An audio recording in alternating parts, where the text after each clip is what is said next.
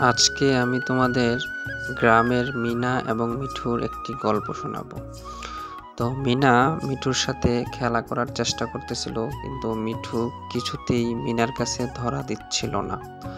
এক সময় মিনা লাফাতে শুরু করলো, লাফাতে লাফাতে মিঠুর উপর দিয়ে এখন মিনা চলে যাবে। যখনই চলে গেল মিঠু তখন মিনার ভক্ত হয়ে গেল। মিঠু মিনার সাথে সাথে খেলা করতেছিল। খেলা করতে করতে তারা ক্লান্ত হয়ে তার দাদির কাছে যায়। তার দাদি কিছু খাবারের মেনু দেয় যে এগুলা খাইলে তোমাদের পুষ্টি হবে। এই সময় হঠাৎ দেখতে পেল মিনা যে তার বাবা চলে যাচ্ছে কোথায় যেন। তখনই মিঠুকে বলল, মিঠু আয়, দেখবো বাবা কোথায় গেছে। সেজন্য মিঠু এবং মিনা তার বাবাকে খুঁজতেছিল।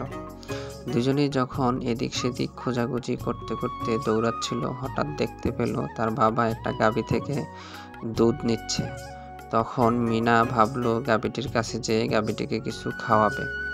তখন গাভীটিকে কিছু খড় খাবার দিল। গাভীটি খেলো, কিন্তু খাওয়ার পর হঠাৎ করে আচমকা গাভীর পিঠে মশামাছি বসার কারণে মিনাকে ধাক্কা মেরে ফেলে দিল। মিনার মনটা খারাপ, তাই আবার গেল যে কি হলো, আরেকবার খাবার দিয়ে দেখি।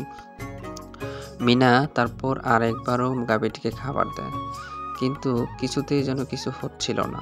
আবারও গাভী রাগ করে মিনাকে ধাক্কা মেরে ফেলে দেয়।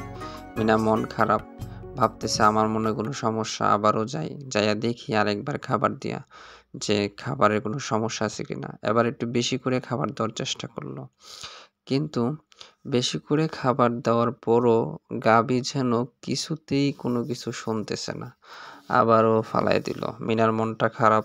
মিনা নতুন একটা বুদ্ধি করে গাভীকে শান্ত করার চেষ্টা করবে, সেটা দ্বিতীয় পার্টে। সাবস্ক্রাইব করে পাশে